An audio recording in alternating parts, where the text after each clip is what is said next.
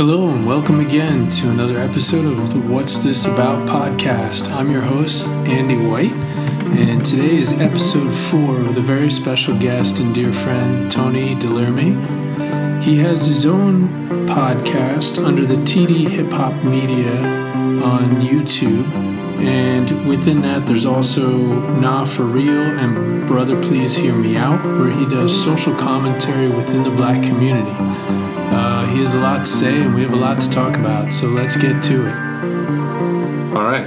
Hello, and welcome to episode number 4 of the What's This About podcast. Today's guest, Tony Delerme. You said it right. All right. Awesome. I was a little nervous, like, okay, I got it right. I was just waiting to go, how many times did you practice? Yeah. So we've been friends for quite a long time, and we also used to do the IDK, I don't know, sports podcast together, all about the NBA. Mm-hmm. And now we're sitting on opposite sides of the table where you're on my podcast, and we're here to support your podcast and everything you talk about and everything you're doing.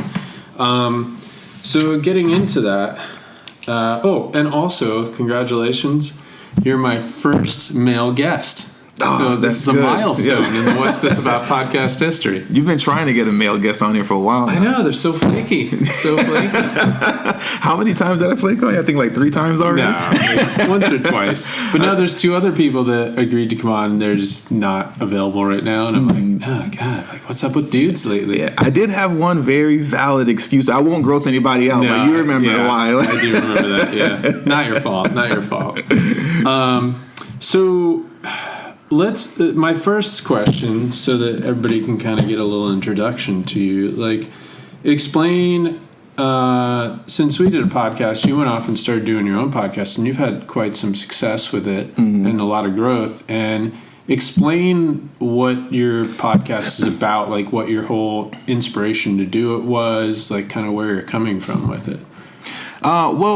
What my podcast is about, essentially, it's the YouTube channel TD Hip Hop Media, and on there's 2 shows that are like kind of like the catalysts of the channel, or the pillars of the channel. Yeah. One is called Nah For Real. The other one is called Brother Please Hear Me Out. Brother Please Hear Me Out deals with the necessity for Black Americans to get involved in the tech world. So I talk about a lot of things pertaining to, the 4th Industrial Revolution and blockchain technology, IoT, information of things, all those things. Right. And by no means am I an expert on that stuff at all whatsoever. Right. But just for me personally, on my journey entering into that field, because that's the next transition for me next, you know what I mean, where I want to go into the tech world, and getting certifications in information technology and whatnot. Right. Basically, it's as I learn, my audience learns. As I grow, they grow. You know what I mean? I take information that I'm learning on myself, and I share it with them. Right. You know what I mean? And we go through articles and everything like that, because there's a strong need for us, as Black people, to just simply get involved in that. There's so much growth getting ready to happen, or that's happening already in tech, and there aren't even enough people literally in this country to fulfill the demand needed, the workload that's needed in the tech world right now at all whatsoever. Like, we're so far behind with that, because I guess just the country as a whole, or companies as a whole, however you want to look at it, they didn't see the growth happening this fast as it pertains to artificial intelligence and automation. Yeah. So, when you look at the wealth position that Black Americans are in, which is basically the bottom of the totem pole, one of the ways that can help us out, one of the things that can help us, is taking advantage of this moment and this opportunity to hop into that field alongside a lot of other things that should be done, to assist with putting us a little higher up on an economic totem pole, which I'm sure we're going to get into. Right. But that's one of the things that we can do for ourselves. But also then there's the other show too, Nah For Real, and that primarily deals with politics, but it's politics from the perspective of Black society, we'll say, Yeah. Everything, how would I put it? When you're watching the news and they're generalizing what's going on in America, and they're saying how certain things that are happening in the country are going to affect Americans, right? How it affects Americans and how it affects Black people are 2 completely different things. Of course. I think you could break that down into several different categories amongst different cultures and races across America. Exactly. So, that part of that conversation has to happen. Yeah. You know what I mean? Yeah. That has to happen. If you're just sticking to the script of normal mainstream media and America this and America that, and American people this, to be honest, that stuff doesn't even really apply to me like that. In many respects. Right. So speaking on politics from the perspective, from the black lens, you'll say. And for me, there's a lot of black lenses also. Yeah. I fall on the black radical kind of lens, you can say. At least that's how people view it. I don't look at it like that. You know what I mean? But there's plenty of black people out there that listen to my podcast and don't agree at all. Of course. They look at me and they're like, this guy's psycho. Like, you know what I mean? He's stupid or whatever the case may be. But it is what it is. But that's what I do on my YouTube channel. Not everybody's going to understand everyone's perspective. Of course. And it's going back to your first segment of it sounds like a community conversation where you're like, okay, come on this journey with me because I think this is an important conversation as well. Well, brother, please hear me out about it. And like the tech thing, like I have two friends that work in tech. Well, one of them was brought over from Scotland because of what you said. There's just not... They bring people in all the time from elsewhere because, people have these talents and these skills, so they're like, this is in demand. And the thing is, there's so much money flying around there. A lot of money. And so it's 100%, I agree with that point. Is true that the demand is so high. So I kind of had this conversation yesterday, too, a little bit about education and the way I've heard this conversation before, and I kind of thought the same thing, but like the traditional schooling for what we're still going through, the model of like what kids go through in school, is kind of outdated. It's extremely outdated. Yeah. It needs to be updated because honestly, like kids should be learning tech from a young age in school the same way as you would learn a language, whether it's, just learning to speak and all, because that's where the future is. So why not start that early and then, go from there? And that's where also I said, to me, it's always been wrong that the quality of your school system is based on your economic value of your community. That's just stupid to me. And that's where somebody goes, yeah, but if you make it all equal, then that's socialism or communism. I'm like, yeah, but there's certain things in society that I think just should be where everyone gets the fair chance, everyone gets the same. And you do there are schools that are terrible, like terrible teachers, just terrible program, and not enough money put into that school. And then you go to other communities where the schools have like the best programs. That's not a fair chance for everybody. That's not everybody having an equal shot. So I do think that model needs to be changed. And I don't know where it happens through politics, communities standing up and saying, hey, this is the change we want in our schooling system, because if it's on that level, maybe you can adjust it that way. But so I think that's I think we have a lot to cover here with both pathways of your podcast. You can go in just that alone. If we don't make it a point to consciously shift this right now, and you know what I mean? Just as an example, if we don't make it a point to consciously shift to like the not for real, we can literally spend about the next 4 or 5 hours talking about tech and the way education needs to change and all that kind of stuff. Because it's amazing how far behind we are. And and if you're waiting on legislation to pass down or just anything that happened through government in that regards, the fact of the matter is that we're going to be waiting a long time. You have to take the initiative yourself. Like with my son, I have him coding already. He's only 6 years old. And you have to start that young at 6 years old. You can't wait until he's 13, 14. It's too late. He's too late. He wants to do his own thing now. He has his own mind now, but it starts at 6. You know why he loves it. You know why too? Because the coding language is constantly changing too. So if he learns now, he'll be a part of that evolution and change. Correct. To where like if you jump in later, I mean you could learn it later, but to go in now, it'll be easier later. Exactly. Like so much easier later. Well, that's the thing also. There's a lot of statistics and studies and stuff out there where they talk about how difficult it is, right? And how difficult it's going to be the retraining process for Americans, right? Because within the next 10 years, in between 2020 and 2030, you're going to see a radical shift in this country of basically everything moving to tech. As far as like the jobs that you need to attain in order to survive. And just physically what's happening all around us. Like I don't think people really understand like how drastic of a change this country is going to go through physically. You know what I mean? Like all the stuff that we thought were all the things that we've always waited for, like since we were children, like Jetsons and all that kind of stuff.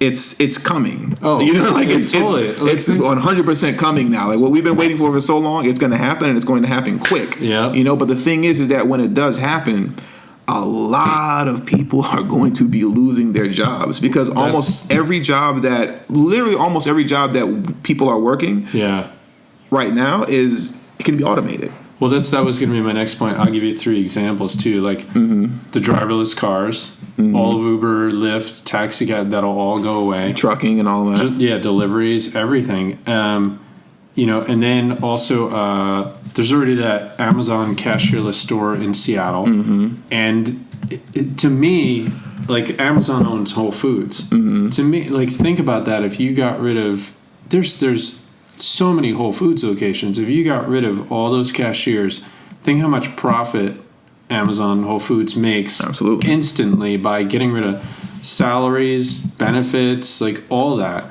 And then the other example I was going to give, there's also a Whole Foods in Orange County somewhere that has a scan robot that does inventory. It goes down.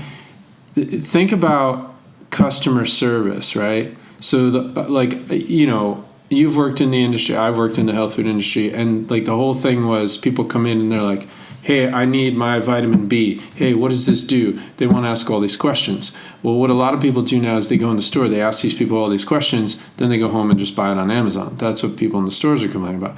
But if you have a robot in the aisle, basically, because if you say to me, hey, what's milk thistle good for? And I know off the top of my head, like I could state some stuff about, it's good for the liver, helps detox the liver, blah, blah, blah. But if you have a robot, that's instantly having every piece of information that you can find on the internet at your fingertips. That's going to just spit it back out to a customer. So you could scan the shelves for ordering the robot. They could help customers. And even when you're considering robots, right, like inside of the stores and helping customers out and whatnot. I remember it was maybe a couple weeks ago, a friend of mine's, he listened to one of my episodes of Brother Please Hear Me Out where I'm talking about automation and whatnot. And then I think the next day he sent me a video on his, from his phone that he shot on his phone. He was in a Walmart and there was a robot, like, literally cleaning the aisles. You know what I mean? Like it wasn't a robot that was walking like you and me. It was like basically like a little stationary car thing. It looked like a, like kind of like a Roomba or whatever. Yeah, like a Roomba, but it was big. Like it was pretty big. But it was literally going through each aisle. Cleaning the floor on the aisles, but not knocking anything down. It goes to the end of the aisle. It knows right when to turn, and then and then right when to turn back into the next aisle again. It's not hitting anything. It's not bumping into people. It's crazy. Even when I know you don't go to McDonald's, so you might not know this. No, but you shouldn't either. I know I shouldn't know this stuff either, but. With McDonald's now, I mean, you walk into a McDonald's now, man, and almost all of them have the self checkout there, where you just order yourself. Almost all of them have it now, where you just order yourself. And recently, it was sometime last year, I spoke about it on my podcast. I forgot what the name of the company is, but McDonald's acquired this AI company so that they can use that technology at their drive-thru. So now when you go through the drive-thru, you're not talking to a real person. Oh wow! Yeah, it sounds like you are, but you're not. You're talking to just to AI, and AI is taking your order. So they're transitioning it slowly right now because they're just not going to do it like that because everybody's just going to be screwed. Right. You know, but it's a slow transition, but it's funny because it's a slow transition, but not really. You know what I mean? When it happens, people are going to think it's sudden because they weren't paying attention. Exactly. It's going to feel sudden. You know? They'll be like, oh yeah, there's an automated voice or whatever, and then all of a sudden next day they're going to, to them it'll seem like the next day, but it's actually happening over time. Exactly. Like when I go to Home Depot or Target, I always go to the self-checkouts. Like I shouldn't say always. If there's nobody online, I'll let somebody ring up my stuff. It's just as easy. But if I see the lines are kind of back, I'll go right to self-checkout because not everybody goes to that for some reason. And I find it easier anyway. Well, another thing too is that what people don't realize is that there's a recession on the way. People don't realize it. Nobody's really talking about it. The news doesn't harp on it much at all. They don't want to scare people. Yeah, they don't want to scare people. But there's one on the way, and what's going to happen is that when the recession hits, it's going to cause an acceleration in the automation of these jobs. You know what I mean? Yeah. Because that's what these companies are going to have to do to make money. Right. You know what I mean? Yeah. They're gonna be left with no other choice. Yeah. So you're gonna see an acceleration in AI and automation at these jobs, and you're gonna see them everywhere. From whether it's a Home Depot or McDonald's and Walmart, like we've been talking about, but all the way to what would be considered middle class jobs. Yeah. Things like HR and marketing and all that stuff. For some people, it sounds far fetched. Like marketing, what do you mean? Like how do you automate marketing? No, there's algorithms that can do that. You know what I mean? It doesn't have to be a person. Yeah. And you're going to see that. It's going to be happening very quickly. Yeah. It's crazy because, like, speaking about algorithms, there's so much control going on that also people just don't realize because they don't pay attention. And people will say stuff all the time. Like, if you have Alexa in your house, it's listening to everything you say, even the iPhone or whatever, like there is a microphone on it, and you wonder why ads pop up on your phone for sneakers after we just had a conversation about sneakers or something. Like a Nike ad will pop up, and you're like, oh, that's weird. We were just talking about sneakers. It's no coincidence, exactly. And I'm not being all conspiracy theory or anything, but like stuff you look at, it's just the thing that's the bummer about that is that it's almost taking away your free mind. Like you're not doing the work anymore. Like a good example is music. So when I was growing up, like you went to a record store or a CD store and you sought out music. You only had like a magazine that came out once a month that kind of gave you some hints at like, hey, if you like this band, you might like these guys because they're going on tour with them. Now it's like all there for you. Now it's all there for you, so it's like it's not even letting you think really. It's just saying, here, we're doing all your thinking for you. So that kind of coincides with people just being dumbed down, where you're not even choosing how you live your life. People are choosing it for you, and a lot of people will just go with that.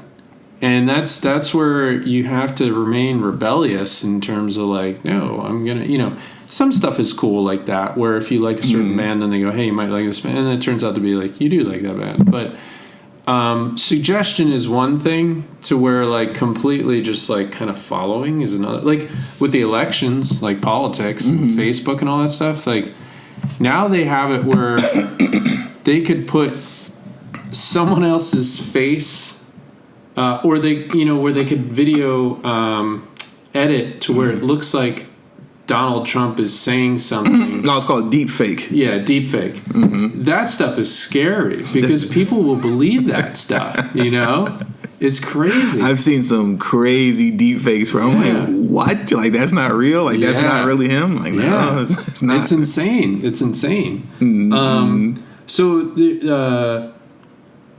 So going back to, here's another question. So this kind of plays into what we're talking about. I noticed, like, watching some of your videos, your podcast videos, I believe it was Not For Real, and you were talking about the Harriet Tubman movie, and how there just wasn't, there was characters in there that didn't even exist, and they kind of butchered the story to change it to the narrative they wanted to portray. So, like, let's get into that. Like, some misinformation to push a narrative or an agenda. Mm-hmm. How, like, and in particular, because who Harriet Tubman was, that's taking in, like, a significant person from black culture and history and then altering a story, which, when you put that out there, you know, white America or anybody else is going to go, oh, okay, you know, and they're not going to take time to read the book or learn. Mm-hmm. You know, they just absorb what was shown to them. How does, like, obviously that's got to make you angry, mm-hmm. but, like, go into that a little bit of how that molds society and how does that affect, like, black culture as well, because they're seeing that, and are you worried, like, that sends the wrong message to kids or, you know, from black culture or something, or black society? I mean, when it does send the wrong message, because when you drastically change a story mm-hmm. to the degree to which they changed the Harriet movie, that's not that's like fantasy. Right. The Harriet movie, right? That's 100% fantasy. There's nothing about that movie that's historically accurate. Yeah, you know, and particularly when you're bringing it to the character in the movie named Bigger Long. Mm-hmm. You know, Bigger Long was the in movie terms, what is it called? The antagonist when you're the bad guy. Yeah. He's the main antagonist in the film. Bigger Long, who is this black slave catcher who never existed. There was no Bigger Long that ever existed. Right. Black slave catchers, by and large, didn't exist. And I have to say by and large because technically, yes, maybe, kind of, yeah, they were around. Right. But not really. Yeah. You know what I mean? Like, no, like, you know what I mean? Like this, and especially the way in which they portrayed the character Bigger Long. Bigger Long, he's there's a scene where the two white men, I believe it's the Harriet's owner, right, and like another white man, they're enlisting Bigger Long, you know, and they're speaking to him and they're saying, you know, basically like, what are you doing down here, or why do you want to do this, something to that regard. And the Bigger Long character, like, he's holding this shotgun in his hand and he's talking to these white men and he tells them, I just need money to get me some white whores. You know how wildly stupid, ridiculous. It's like an episode of the Boondocks. Yeah. If you remember what the Boondocks is a cartoon. You could never, ever, ever, as a black man in the 1800s, first off, walk around the South with a shotgun in your hand. Right. Let alone talking to white men about how you want money for white whores. Yeah, that wouldn't fly. You'd be killed instantly on the spot. Yeah. On the spot. But I don't want to go too much on a tangent. Right, I want to stick to the script of Harriet. Yeah. The fact of the matter is that Bigger Long never existed. Right. Harriet was not running from a black man trying to prevent her from freeing other black people. Right. Her main challenge was not another black man. Yeah. That's how this story is portrayed. Yeah. You know, the main antagonist and what she has to overcome in the film isn't the institution of slavery. Yeah. It's not the bigger institution at large of racism, white supremacy. Yeah. No, her main issue is a black man. So do you? It's like, wait a minute, that's not accurate at all whatsoever. Right. You know what I mean? And then the optics of it is that, you know, that reflects back in regular everyday life. Right. You know? Right. Because the narrative and what I call it, the narrative of the sexually immoral savage beast, right, black savage beast, that narrative has been told for over a century now. Mm-hmm. You know, literally from the first feature film, I believe it's called Birth of a Nation, not the Nate Parker one that came out 2 years ago, but the original Birth of a Nation. Okay. From then up until now, the Harriet film, you're still seeing this false narrative of the sexually immoral black savage beast. You know what I mean? So that's just not true. You know, and then it reflects in everyday life. Yeah. When you're seeing the way in which, whether it's the the common man or woman, like we all know, like the kind of the word, it's not stereotype, that's not what I'm looking for, but like that the imagery of the white woman clutching her purse when walking past a black guy who's just like with his headphones on doing nothing. From that all the way to the way in which police interact with other black men, like already seeing them as some sort of villainous character, and I'm just you pulled me over and I'm just in the car, like, and so like I'm down to have a peaceful exchange with you, but you're already scared and hostile and all the above. You know what I mean? That's that kind of constant imagery, that you're seeing on the screen and on television, that reflects back into everyday life. So you're showing that this black man, this savage beast, he's been a threat all the way from now to like the 1800s. Like he's always been this menacing figure, and it's just a lie. It's foolishness. And in a story like Harriet, people will try to argue and say, oh, not all biopics are 100%. Yeah, I mean, that's true of all biopics. Basically. Exactly, that's true of all biopics. But when you look at the aspects of the biopics that aren't true, particularly as it pertains to characters, the characters that they add will be characters that come like in and out quickly just to help move the story along, like embellish it a little bit, make it more entertaining. Exactly, a barber or like whoever, the street cleaner guy, and the street cleaner guy, he pops up maybe like 3 times throughout the film, and it just helps to move things along. Like he didn't really exist during that time period, but there's like a funny interaction or something that so every time you see him, you're like, oh, haha, and exactly. I know what you're saying, and it helps to smoothly transition into the next part of the story. Segue characters, whatever. Exactly. But when you're taking a character like Big or Long, you've changed the entire narrative of what this story actually is. Because he's a main character. Yeah, he's a main character, and you made him a villain, and that's not what happened. That's beyond untrue. Well, and I think that you're right. That narrative, it's like a slow drop of information into everyone's subconscious that they don't even realize it, but it's always being put there. Like you said, like the white woman clutching her purse when black guy's walking by with his headphones on, just minding his own. That's where that comes from. Yeah, that's just constantly just an image portrayed, which is like growing up until now. That's where in Hollywood per se, like. If you were a black actor, you were getting cast as a thief or a criminal or this, and same with like the Latino community or something. And that narrative had to be pushed to be changed over time to where now like you have Will Smith, who's like a big Hollywood leading man and gets these different roles where he's the star and he's the hero and things like that. To where he's not playing a role where it's like a bad image, But even outside of movies and television shows, though, you see this every time there's a police shooting, right? Of a black man, and however the situation goes down, the same old story. He was unarmed, whatever. He's unarmed. He was complying, but for some reason he still got shot. I've seen videos of black men being shot literally while sleeping in their car. Yeah. Like there's 2 of them in particular that happened that I remember hearing about, and I saw the videos last year. Like they were literally in the car, sleeping, and police just aggressively, you don't know what to get out the car, and they're startled. The guy still sleeping in the car is like, what? Pa, pa, pa, pa. Yeah. And it's just over, just like that. Yeah.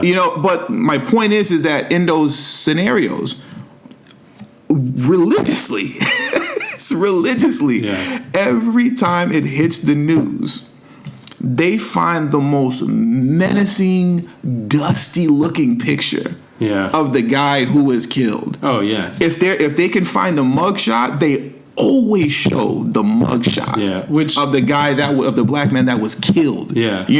But then the picture of the officer will be him in his uniform looking like an outstanding citizen. Despite the fact you could have went online and found numerous pictures of the kid that got killed where he's with his family, he's dressed nice. Well, that changes the narrative. It changes the narrative, exactly. If you can't find the mugshot, then they'll find the photo of him on Instagram where he's in a wife beater holding a cigarette in his hand and like a Corona in the other hand. You know what I mean? Like it's a constant. Because anybody's mugshot no matter what race you are, is usually a pretty terrible photo. It's horrible, exactly. Nick Nolte is a famous one. You know, like you can go Lindsay Lohan. You can go through a lot of people, you know, celebrities or whatever, but anybody. But it's not the most, you know. But like you said, it sets the precedent of the story. Right. So totally. They're telling a narrative. Like, look, this crappy-looking person. Here's this upstanding police officer in his neat suit. Like, this person versus this person. Exactly. And this person lost because look at them, you know? And that's horrible. But we all, like, I think we can both agree, the media is just evil, corrupt. 100%. You know? I mean, so the woman recently, when Kobe died and she was reporting and, like, slipped and said the N-word, I mean... She's still not fired, by the way. Nothing happened. No. Nothing happened. So I've heard people talk about this, and mostly what they say is like she just screwed up royally. Like she just flubbed really bad and just, you know, like whatever, and they're giving her a pass. But the people that I've heard say that are not, they're white people. But then there's another narrative like this one, like I don't know if I would say cancel culture, but just another narrative that's like, this woman is racist, and she just, you know, they're finding ways to just let it seep into society and stuff like that. I mean, honestly, I don't know. I don't know the woman, but it's funny when someone goes, "Oh, what does she look like?" And they're like, "Oh, she's white as can be, like bleach blonde hair," you know, like. And it's it's funny. Don't lose your point. I shouldn't have interrupted you, but just even I remember when I actually saw her. Yeah. I was like, "Wow, you're really white." Like, you know, like I mean, she's like bleached. Yeah, like bleached, her hair's bleached. Like, she's just bleached. Like, at least have red hair with some freckles on your face or something. Right. Like white. It's and I mean, I don't know. It's kind of like one of those things where you go like. The only way you could really say, like, she's some kind of, like, David Duke KKK supporter and, like, this was meant to be dropped into, like, you know, mainstream media or something at a critical moment, you would have to see the facts of that history of that past. And then I don't know. It could be that she just got super nervous. But, like, it's just strange how she was saying that she mixed up Knicks and Lakers when Kobe Bryant's he never played for another team in his whole life. Exactly. Like, you're in the media. You should know this. You're in Los Angeles. He's like an icon in Los Angeles. Like, why would you think New York Knicks? And then she said she mixed up the two words and said Nakers. Which she didn't like, say. Knicks and Lakers. But if you listen to it, you're like, nah, sorry, man. Those are some G's in there. Some RGs. Like, there's no CK in there or nothing, man. Or KE. Like, some RGs in there. Yeah, it's just... And it's I don't know. I don't know what, you know, but it's and the funny thing is that I mean, Kobe's death, like you just cannot stop hearing about it, and that's the more important story here. But it's almost like she's lucky that it was something so monumental because everybody's just, oh, that happened, okay, and then they go right back to paying attention to Kobe. Exactly. And it's like she's kind of lucky. Like, if he got in the crash and was fine, I think it might be a bigger story on her. Because he was okay at the end of it. Right. Or if they just had to make an emergency landing and they were all fine, I think that story on her would be much bigger, you know? But it's funny because if it was flipped somehow, I feel like it would be a bigger story, you know, where, like, let's say, you know, a basketball player, let's say LeBron, said something racist the other way, like, you'd never hear the end of it. It would be all over the news. It happened recently with him. It went away fairly quickly. It didn't last too long. It lasted it was a talking point for maybe close to a week, maybe 5 days, you know? Yeah. But it was when he was, it was last season, and he was rapping a 21 Savage song. And in the 21 Savage song, if I remember correctly, in my opinion, I don't understand what's the derogatory. I don't understand what's the racist or anything in this, you know. But I guess it's technically not for me to say since I'm not Jewish. Right. I'm not Jewish, so it's not for me to say, right? But you know, LeBron said like something like, "I'm getting money like Jewish people" or something like that. You know what I mean? Like something like that. I remember that. You remember that last year? Like like I'm rolling to the bank like a Jewish person or whatever the case is. You know, like and that was a thing for a little bit. But like all media. It wasn't just sports media. Yeah. You know, it was MSNBC, CNN, Fox News. And like everybody got in on it. Yeah. They didn't hammer it to the ground too much because listen, like I said, I'm not Jewish, you're not Jewish. Right. So it's not for me to say what the Jewish person should or shouldn't be offended by. You're going to be offended by whatever you're going to be offended by. Right. But I think people at large knew, you know, that aren't Jewish is like, it's something to talk about, but we can't really hammer this too. Well, you know what I mean? But my point with that is that everybody did make sure to get on board to make sure to have something to say and go, oh, LeBron, shame on you. What are you doing? But when you look at what happened, her name is Allison Morrison, if I remember correctly. Allison Morrison is the name of the woman that slipped up and said L.A. N-words, you know?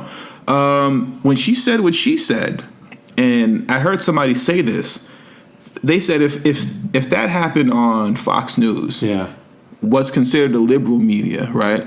Would have been if that LA N word, conservative media. Conservative media. Yeah. If the conservative media had slipped up and said LA N words, what's considered liberal media, CNN, NBC, and all that, they would have been they would flipped out. They would flipped out and went crazy. But when it happened on their end, it was radio silence. Yeah. Like it's like, oh really? Well, so that from the black perspective, you know what I mean? It's like, oh wow, okay, really? So we're just gonna you get a pass? Yeah, you get a pass now. Like this democratic progressive liberal that's supposed to be like on our side. We're all on the same team, right? That's my biggest. The hypocrisy in politics going both ways is just insane.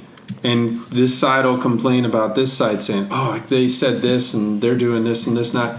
And it's like, and then you're doing this and you're complaining about this. And like, they're no better. Like they're it's like white noise. Like you don't even want to bother listening to either of them because they're just talking shit about each other the whole time. And you're like, like really? But what was the thing I was going to say too? Oh man. It was on that point of that woman or something or media. I forget. I don't know. Well, because I was thinking about it before, and then I started listening further, and then I started thinking. But yeah, I mean that's the irony of it. You know, like the one side that they're not guilty of anything. But if the other side, it's blown up. Exactly. And like I'm saying, for me, just as a black man, right? Oh, I know what I was going to say. Okay, go ahead. Sorry. Mm-hmm. Well, the other thing with LeBron, too, is like the whole Taco Tuesday thing. It's a little cultural appropriation the way he's kind of like mimicking the voices of it. I'm like, I'm a white dude, so I thought it was like, that's a little disrespectful or something. But nobody really called it out. Well, and I don't really, it's not. I don't know. Well, I remember I actually wanted to tell you this because we've talked about this, not a lot, but like it came up twice, right? Yeah. And I remember thinking about this after the fact, right? Yeah. And the reason why that's nobody cares, right? When LeBron does it, right? Because LeBron does the whole Taco Tuesday, and he's like extra with it, like he's doing all that. It's kind of ridiculous. He goes all the way with it. Yeah. And nobody cares. Yeah. Everybody actually just kind of goes along with it. Yeah. Like they do it at Laker games and everything. Yeah. But then to your point, like if you did it, it's my God, this is insanity. Like how dare you? Yeah. And I think like it's at this point where I'll say like on your end, being white, right, where history matters, right? That's where it matters, right? Yeah. And viewing things in context of the past, right? LeBron being black, right? Just him being black, he's not a threat. As far as, if you're looking at Hispanics, you know what I mean? Like they don't look at him and see, oh, here come black people. They're about to take it, take tacos, and you know what I mean? They're going to culturally appropriate and run with it and make all this money. Like there's nothing, because there's no connection there. You know what I mean? This is like the Dave Chappelle racial draft is like, black people are trading for tacos. Yeah, we're trading exactly. It's not like the Dave Chappelle thing where we're trading for tacos. You know, Mexico. Well, Hispanics, not just Mexico. Hispanics at large, they see LeBron, a black man, do that, and it's okay. Yeah, it's cool. It's funny because there's no connection. There's no history of theft, murder, whatever. There's no history of blacks taking, from Hispanics and oppressing Hispanics. It doesn't exist. Yeah. So for them, they see it for the joke that it is. Yeah. Where if you did it, it's like, if you do it being white, it's like, oh, here they come. We can't have nothing. They're just going to take it all over again like they always do and whatever, because of the fact that to a degree it's real. Are white people going to take tacos? No. When I say it's real. Yeah. But what I mean by that is that when you're now going down like the conversation where it's kind of headed to now where I'm talking about is when you're going down the economic side of things and you're talking about the economic totem pole here in this country, whites control 92% of the nation's wealth. Yeah. So without going too deep into it, what I mean by that is, if when certain industries open up, let's just say like cannabis, the cannabis industry has opened up, and it's going state by state by state. Who's gobbling up the entire cannabis industry? Oh, I know. It's not black people. It's not Hispanics. You know what I mean? So I'm just reeling that into where it comes from, that fear, where it's like, oh, here they come. Now they want tacos and Taco Tuesdays because if any... But can't we have anything of our own? Exactly. Can't we have any stealing it? Without you stealing it or taking it. You know what I mean? Because you have not you, the individual, but as a group. Right. You have the ability to do it based on your wealth position. Well, it's what I mean? And that's where there's not a lot of awareness like that too, if you don't grow up in a community or a society that has a melting pot. Mm-hmm. Because if you grow up in somewhere in middle America and you go to a college where it's just all white people, and then they're all like celebrating Cinco de Mayo with like big fat fake mustaches and sombreros on and serapes and stuff, and you're like, ponchos, and you're like, well, you almost like, I don't think, and I can't speak for everybody, but I think there's probably cases where they don't mean to be hurtful. They're just ignorant, like I can co-sign that. Yeah. And there is probably some situations where they're like, hey, let's make fun of, Mexican culture because we're white and, blah, blah, blah. But I'm sure there's just a lot of ignorance, because you're not there. Or they're not amongst you. Yeah. There was a whole debate about, who was it? Oh my God. And that's also where, once again, and I hope you don't lose your point. I wish I didn't cut you off. No. But once again, it goes back to imagery. When we're talking about the Harriet movie and the bigger, long character that never existed, this evil black savage beast, sexually immoral. He wants to rape you, and he even hates his own women. He oppresses black men, even oppress black women. Yeah. When you're seeing those kids in middle America that you're talking about, let's say for Cinco de Mayo, and they're doing something that would be deemed offensive, right? Like maybe they're celebrating, but like you got the big old mustache and some bread, and you're kind of doing a little too much, you know? Well, where that comes from is that if you're living in isolation like that, away from everybody else in Middle America, you're only understanding just on the Hispanic point, right? You're only understanding of them as the imagery that you're seeing on TV. Right, totally. So that's stereotypes. Yeah, stereotypes. So that's where I'm getting it from. Why I'm walking around with a big old mustache and looking crazy is because, well, that's how it's portrayed to me on television. Yeah, exactly. And that's where the media controls the people, and it's like as a kid growing up, like you'd be like cowboys and Indians. Yeah, it's not really, but then when you learn the history, you're like, oh my God, like all these Indians were just slaughtered and stuff like that.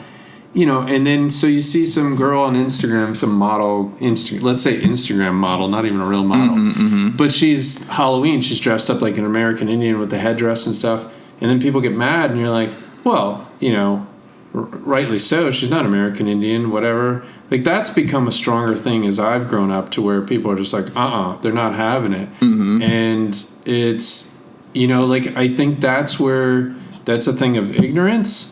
And then that's the thing where people need to be more educated. Some people take the time to educate themselves, And then other people just don't, and they're just ignorant, and they just keep, they're like, well, I'm me, and blah, blah, blah, and they don't want to understand other cultures, But I think there is a lot of, I think over time, there is a lot more people starting or have embraced, like, wanting to learn about cultures through travel, and stuff. But it's still not a large percentage. It's a very small percentage, which is pretty much, kind of people that are white people that are a little more liberal thinking, that are like, oh, traveling's awesome. I want to learn about this culture in Yugoslavia or whatever, like wherever it is they go, or, Tibet or, Belize or something, just to learn like how other people live and stuff. There are people that have that curiosity, but it's a very small percentage, Some people just don't want to be bothered, and they only learn the narrative on TV and media, like you're saying. And that's why that's so dangerous. Important. Yeah. That's why the narratives that are run on television is so important, whether it's, television, movies, whatever the case may be. It's actually critical. Because like you're saying, for the majority of people, they're not going to go out on their own to study other cultures. And I don't even look at that as a negative thing. It's just, I don't. You know what I mean? Like, if we're being honest, like, I don't go out of my way to study other people's cultures like that, Now, maybe because of my... it's just not a curiosity that everybody has. Exactly. It's not a curiosity that everybody has, where I'm just going to go and I'm studying, and especially for the sake of, I'm going to study other people's cultures so I don't offend them. Like, nobody's doing that. You know what I mean? But that's where, once again, it's critical. The imagery that come on that television and movies is critical, because also with that, it starts as kind of we'll just say like kind of an innocent ignorance, we'll say, where like, you live in middle America, so you really just don't know, and you actually really just don't get it, right? Living in middle America. But then what that translates to, unfortunately, also is that when they get older and they're in positions of power, whether it's a CEO of a company or just a manager at a Walmart. That's big influence. It's a big influence, you know what I mean? When now that person is sitting in front of you for a job interview and you're just like, nah. Yeah. You know what I mean? And even though like the qualifications, everything is there. Well, because they have a preconceived notion. Exactly. That it's already in their subconscious, like, this is the person that walks by me on the street and I clutch my wallet or something. And that's where that whole term, what do you call it, unconscious biases play in, where you're doing it and you don't even know. Right. You know what I mean? You don't even realize what you're doing right now. So yeah, man, the imagery, that's why the Harriet movie pissed me off so much, because the how important imagery is, and just and then even with that, I mean, you've rewritten history altogether. Right. At that point. You know what I mean? Like that just makes me upset. Yeah, that is bad. I mean, it's interesting because it seems like there's like, I'll use graffiti as an example.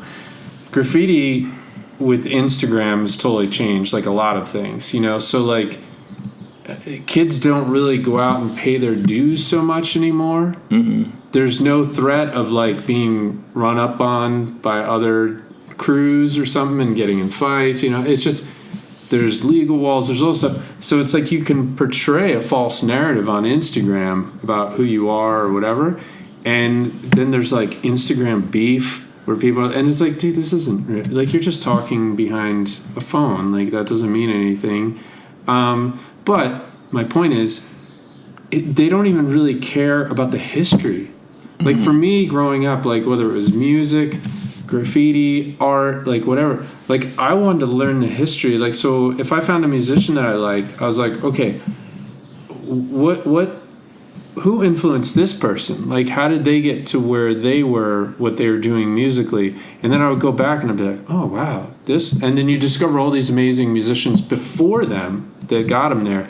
And then I started getting to the point where I could go, oh, I know who that person was influenced by. And I would connect the dots and it would make sense, And you're like, oh, that person's like a modern day version of this from their influences, And it's cool to watch all that. But,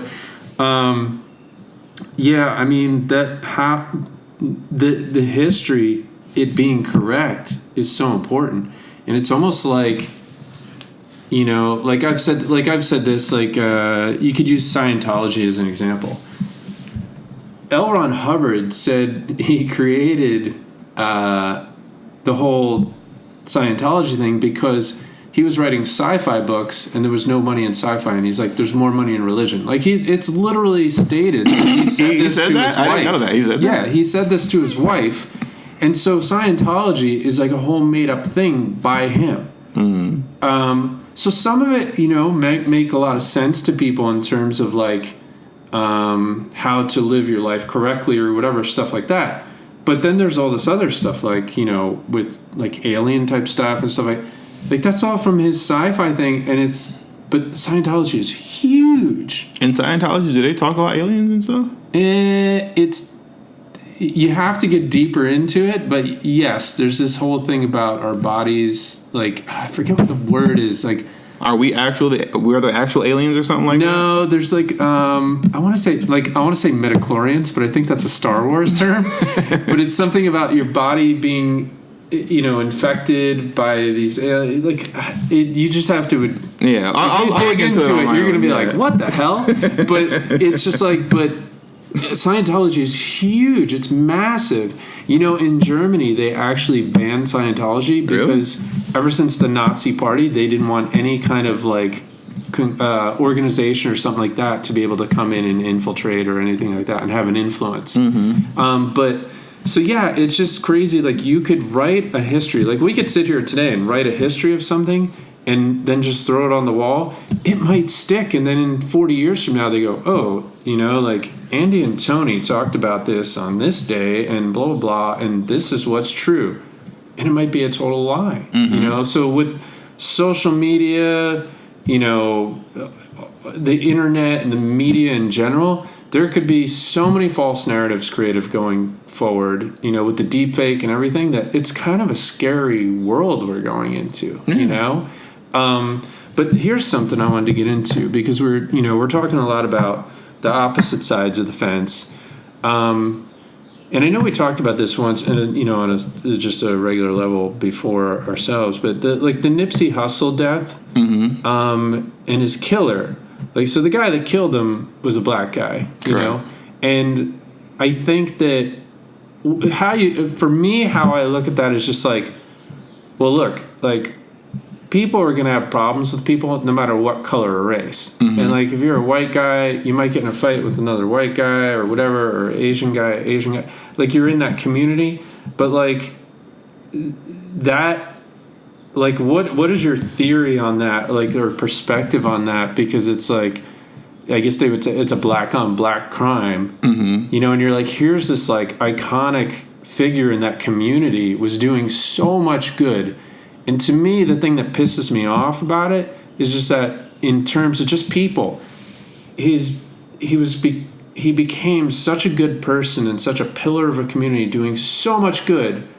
And in a society, in a world where there's so much bad, and then some jackass just comes along and cuts that down. And it's just like, God, why? Really?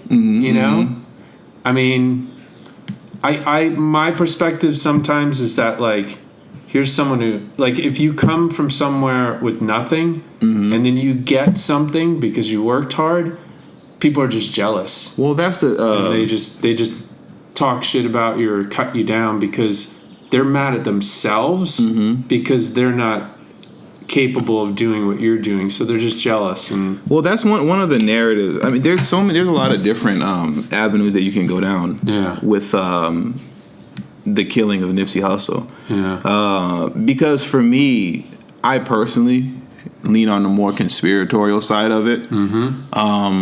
Just because when you see the way things played out, and I know you've seen the video that I made about it, where at this point, the city of Los Angeles, they're trying to take that plaza away from the family, But the thing is that they've been trying to take that from Nipsey for the last 5 or so plus years. They've been harassing him for years, trying to take that property away from him because, when it comes to the process of gentrification, which is what's happening in South Central and particularly the Crenshaw and Slauson area, gentrification, that stuff is that's planned out like 10, 20 years in advance. Like for the people that live in a community like myself, it just seems like random overnight. Like all of a sudden you just see like, you know, folks jogging or like, not folks, let's just be honest. You see white people jogging, you know, like in Crenshaw and Slauson area and walking dogs. And you're like, what?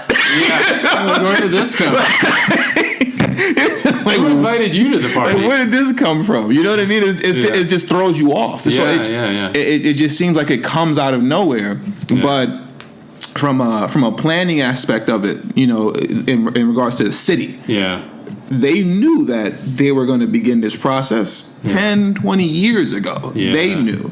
So my point is that bringing it back to Nipsey, they spent almost a decade harassing him, harassing the original owners of the plaza, because it wasn't always owned by him. You know what I mean? There was an original owner, and Nipsey just leased out like that spot within the plaza, and that he had his store in, and the city kept putting pressure on the owner of the plaza to get Nipsey out of there. Yeah, even though Nipsey wasn't doing anything. Like, there was nothing happening. People weren't getting killed over there and all that kind of stuff, you know? And I remember the original owner, as he states, like, he actually brought more business in. You know what I mean? With him leasing out that space, he brought more business in, and it actually got a little more safer, just because of the respect that people have for Nipsey and knowing that, oh, that's his spot over there. Like, you know what I mean? Him being there actually cleaned it up. Yeah. You know, it didn't make it worse. There was no gang activity happening there. Right. You know, where he was, but. You know, the city, they had their own plans. Yeah. And Nipsey's not a part of that plan. Yeah. You know, and they wanted him gone. So they kept applying pressure to the original owner of the building. And then the original owner of the plaza, he ended up selling it to Nipsey outright. He didn't want to kick him out. Right. You know, because he knew that it was wrong, you know, and the pressure that they were applying on him. Right. But, you know, the owner didn't also want the stress of it all either. Yeah. You know, and obviously, you know, that guy was rich. It's not like he was going to miss that plaza per se. You know what I mean? Yeah. Especially at the time, we're talking about like a couple years ago, because they bought it, I think 2 years ago. Yeah. Before the whole gentrification process even truly began. Yeah. But they sold it to Nipsey outright, and then until that infuriates the city even more, because now he owns it outright, and I don't think people really understand that corner where he is. Yeah. That is prime real estate, almost beyond prime real estate. The million, it's worth millions of dollars. Yeah, that one corner alone. You know what I mean? You have a new transit system that's right there on that corner. Yeah. That whole Crenshaw and Slauson area, it's going through a complete revamp. Yeah, like how it looked 2 years ago versus how it's going to look 2 years from now. It's going to be night and day. It's like, you know, like the new Silver Lake or whatever you want to call it. You know what I mean? It'll be unrecognizable. Yeah. And, you know, my point is that Nipsey wasn't in the plans. Yeah. You know, you got to get out of here. Yeah. And they couldn't get him out. They pressured him. They, you know, kept sending police over there to harass him and all that. Yeah. So, and for me, so that's why it falls on the conspiratorial side. You know what I mean? Because when you see, whether it is or it isn't, just for me, when you see that for years, you've been trying to get him out of there, like dots connect. Dots connect, and then now all of a sudden, this guy, I forgot. Don't even say his name. Yeah, I don't even want to say his name. Yeah, he's a piece of crap. When you see him, like, he literally came out of nowhere. Yeah, like he wasn't in the neighborhood because he was a snitch. You know what I mean? So he disappeared from the neighborhood. Right. And now you literally just pop up out of nowhere. You haven't been in the neighborhood for I think over a year. Wow. Like, he was literally just gone. Yeah. You know what I mean? He fled. He got out. Yeah. And now all of a sudden you're here and you do that? Yeah. You know what I mean? For me, it's just like, okay. And I would encourage, you know, the listeners to go watch that Nipsey Hussle video that I made in detail, because it goes a lot deeper than what we're talking about right now. A whole lot deeper than that. But, you know, I think it definitely falls on the side of like the whole Biggie and Tupac thing too. I mean, it's like still like you found no shooters. No, like there's all kinds of conspiracies and suggestions and stuff like that, but it's just, I don't know. If it was on the flip side, you'd be like, well, those people are found. You know, like I do believe. You know, I mean, and if you want to, speaking on that, right? Yeah. Like you're saying, those people got found. Yeah. Obviously, we all know Mac Miller overdosed, right? And the rapper Mac Miller. Oh yeah. Yeah, the rapper. He overdosed. And we also know that he's white, obviously. Right. So he overdosed. He died. I'm not laughing because he died. Yeah. I'm laughing because they went out, found, and arrested the drug dealer. Yeah. When have you ever heard of that? Yeah. Ever. I've never heard of somebody overdosing. And they were like, oh, we gotta find this drug dealer. Yeah. Like, okay, really? And you found him, and you arrested him. Like, it's insane. So you see, like the differences in how these things play out. Yeah, you know what I mean? Like it's crazy. And even going back to, like, would you say the gentrification thing? Yeah. Concerning Nipsey not being in the plans. I was speaking. It's a very real thing. I was speaking to a woman recently because all of South Central is being gentrified. Inglewood is being completely gentrified. People are getting kicked out of their homes. Rent is skyrocketing, literally by like $1,000. Yeah, you know, in Inglewood. And I was talking to a woman, black woman. She owns a kind of a health and like a holistic shop, right? You know, in one of the plazas down in Inglewood, right. You know. And we were talking. And I asked her, I said, so are they trying to, like, kick you out? Yeah. You know what I mean? Like, have they raised your rent to lease the place? Yeah. And she was like, no, they haven't done it to me. But they've done it to a few of the other stores around here. Yeah. Because the majority of those stores are black owned. You know what I mean? Yeah. And what she was explaining to me is that, and the term that she was using is that when she was speaking to me, she was like, they have their plans and ideas for who and what they want here. Right. You know what I mean? Right. So her store, that's a holistic store. Yeah. Right? It's crystals and all that good stuff. We're speaking very bluntly. White people like that stuff. Crystals, you say? Oh, you see, it's right there. Crystals. You know what I mean? Like, it's right. You know what I mean? Like you guys, you like that stuff. Yeah, you know what I mean? And so it's safe. It's a familiar. It's safe. Kind of business. It's a familiar kind of business that you know is it's non-threatening. Right. You know all of that. Yeah. So you walk in there, you're just like, oh, this is nice. This is great. Yeah. Oh, the crystals, whatever, and you're wearing it around your neck and all that good stuff. You know, and burning sage and everything. It's safe, you know. Yeah. But that other store next door, you know, the whatever Malcolm X Marcus Garvey bookstore of, you know, whatever of African history, you know, Black Power. You know what I mean? Yeah. Like that bookstore that's been there for 20 years now. Yeah. Oh no, you got to get out of here. We can't have that. Yeah, we can't have that here. Yeah. So it's literally strategic like that, and it'll be the business right next to her. It's like her business is safe, so her rent didn't go up. Wow. The business next to her, because it's the Malcolm X Marcus Garvey Nation of Islam bookstore of Black Power. You know, their rent just skyrocketed. Oh, that's crazy. Because you got to get out of here. Yeah. You know what I mean? So you know it. Well, you know, to that point, there's so downtown. From what I know, all those buildings around Skid Row have already been bought up by developers. And I always told people, like, give it a few years, Skid Row will be gone. And people are like, no, wait, you know. And I'm like, watch, you know, like you saw it happen in New York. And so I definitely 100% believe that'll happen. But and it'll probably be a really difficult thing because, as you see, there's people tenting all over the city. It's out of control. I don't know how you clean that up. But going back to my point, so downtown became kind of like the whole arts center of the arts world in LA. You know, like there's the whole arts district and stuff. So if you go down in the arts district, it's like a little Lower East Side from New York now, where you don't even have to leave the neighborhood. There's like your juice shop, this, that, blah, blah, blah. Like, you know, there's a Whole Foods downtown now, not too far. So there's a lot of art galleries there.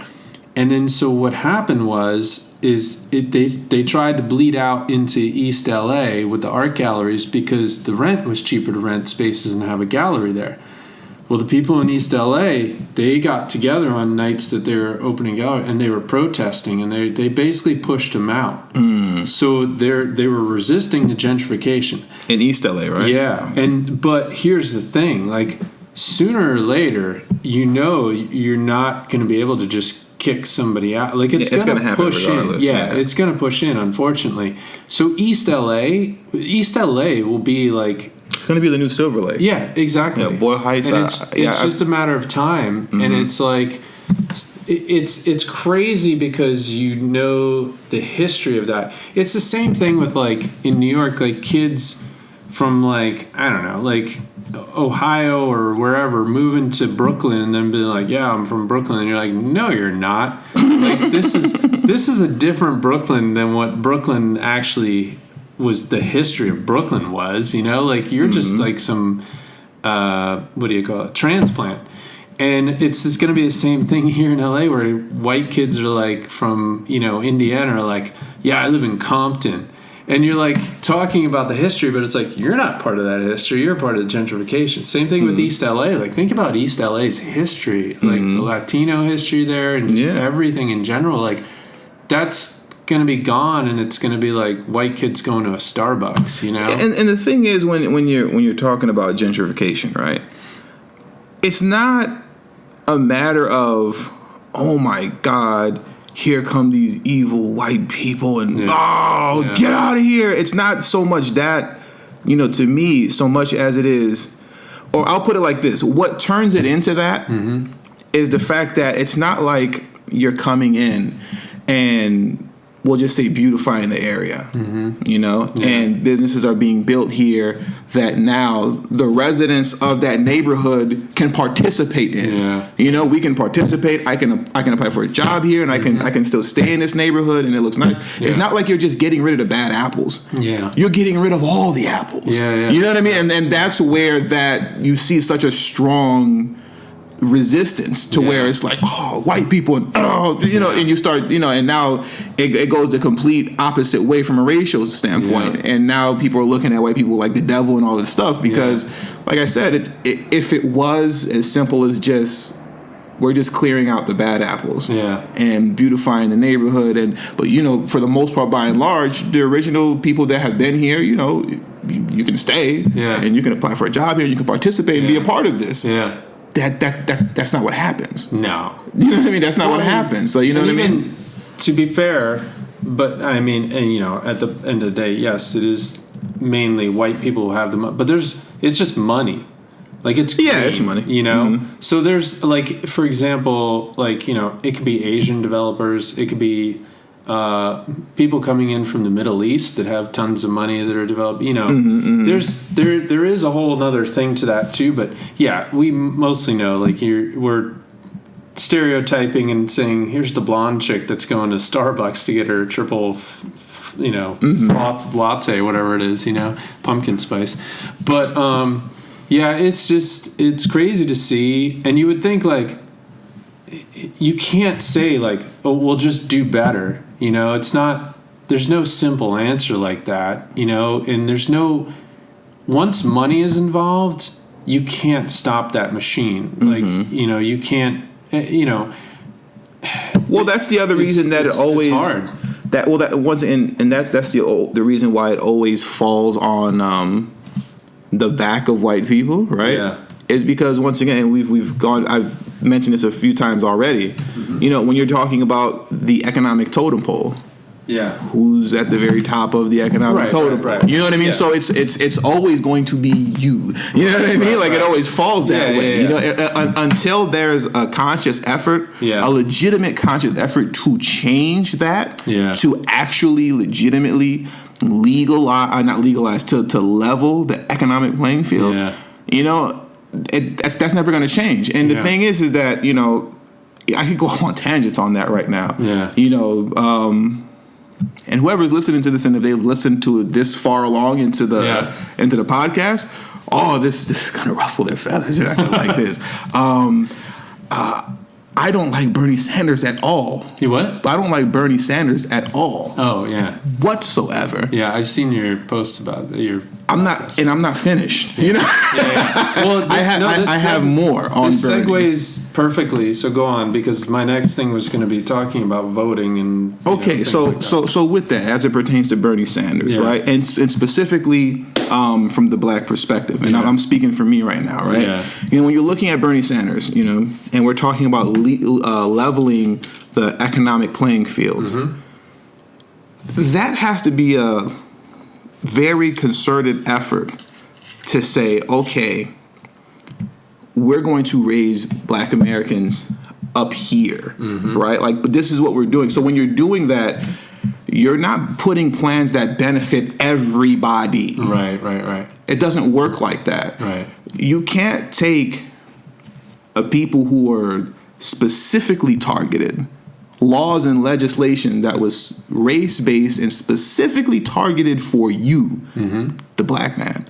You can't do that.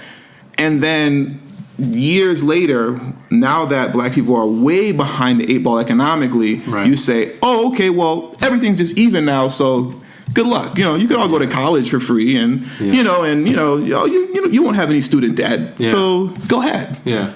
That doesn't work. Yeah. It doesn't work like that. There's no simple solution to anything. Well, there's no simple solution to anything, but it has to be a concerted effort, meaning that, right. Okay, listen, when we're talking about Bernie Sanders and college debt, right? Mm-hmm. And you want to remove the college debt for everybody, so everybody's debt's going to get canceled. If you're looking at the wealth position of white Americans versus Black Americans, yeah. once you remove the biggest debt burden mm-hmm. that white Americans have on them, right? And it's also the same largest debt burden that Black Americans have on them. Yeah. They have the same debt burden. Yeah. But it's going to affect both of them differently. Right. If you're on the side of white people, right, who hold the majority of the wealth of the nation, right. and you alleviate them of their largest source of debt, they're taken off. Yeah. Because economically, we're already far surpassed you. Yeah. You understand what I'm saying? Yeah. So Black people, we're going to eliminate your debt burden. Also, your college debt is gone. But I'm all the way at the bottom. Yeah. You know what I'm saying? You understand what I'm saying? It's not really going to change where people are in society. It doesn't change that at all. And there's article because I believe it was in Business Insider. They actually just wrote an article about that. It wasn't specifically focusing on the black-white wealth gap. It wasn't focused on that per se. But in the Business Insider article, they were explaining how that's not going to have that much of an impact in terms of what people call the racial wealth gap. Or even just a greater gap at large between the wealthy and the non-wealthy. It's really not going to change much. Yeah. And one of the reasons is because of what I'm saying. Like if we're bringing it back to the racial wealth gap between Black Americans, white Americans. Right. Once again, it's a very simple. It's very simple math. Yeah. If you're going to take away the debt of white Americans, that largest source of debt, and they're already economically far surpass Black people. Right. You can take away Black folks' debt if you want to. That's fine. Right.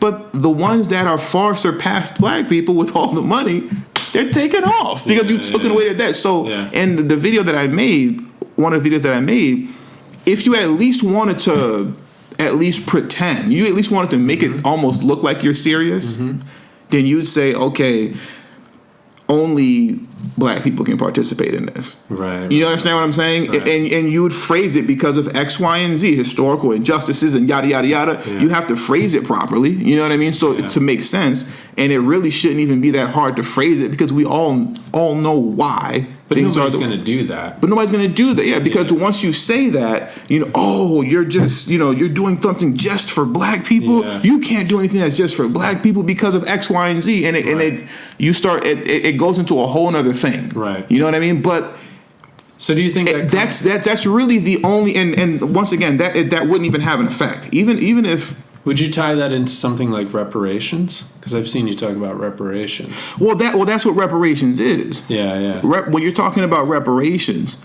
you're talking about repaying the debt owed. Right. For 400 years. Yeah. Of being strategically targeted. Right. And being held back from generating wealth. Yeah. You understand what I'm saying? Yeah. It's not just for the 300 some odd years of slavery, where you had labor where no one's being paid for this. Right. Then you have another 100 years of Jim Crow. that follows, which was 100 years of political and economic violence, in which the black man was specifically targeted. Because for me, I even had, and it comes down with history, I have a big issue with people saying black and brown, black and brown, black and brown. You know what I mean? Or people of color, minorities. No, that's not. You're changing history right now. Right. That's not what that was. You know what I mean? When you're talking about the entire period of slavery, so we'll say 1619 to 1865, right? That's like what, maybe 300 some odd years or whatever. Or 200 some odd years. And then we're going from 1865 to 1965, which is Jim Crow. Right. There's no brown in the mix of this. You know what I mean? There's no people of color and minorities, marginalized groups. Right. It was just me. Yeah. You know what I mean? It was just me. Yeah. Technically, were there other people here? Yeah. Were there Japanese and Hispanics? Yeah. Like if you look at the census, though, like you look at the census for around the 1960s, I think Hispanics were only like 2 million. Yeah. That's nothing. You know what I mean? In comparison to the number of black people that were here and the fact that these laws were specifically for us. Yeah. You know what I mean? Yeah. It's like trying to put, in Nazi Germany, a lot of people don't know this. There were black people that were in those concentration camps also, that were killed also. Yeah. It wasn't like some large, massive amount. You know what I mean? Right. But they were there. There are black heroes in that time period. I forgot what this one guy's name is. It's a black guy. And I remember Whoopi Goldberg talking about how she wanted to do a movie on him. Yeah. But it was just like I believe it was a black German man that, he just did some stuff. Yeah. I'm trivializing he did some stuff. I apologize for that. But, he did some things during that time period of Nazi Germany to help Jewish people, whatever. You know what I mean? Yeah. But my point when I bring that up is, in Nazi Germany, during the Holocaust, right, were there some black people affected that were in Germany at that time? Yeah. Technically, yes. Does that mean that when it's time to give reparations and restitutions and do all the necessary things to pay back for the damage and the loss and the lives lost to Jewish people, does that mean you say, oh no, we got to give this to black people too? It's for everybody. Yeah. Absolutely not. Yeah. No, you give it to the Jewish people. Right. You give it to them.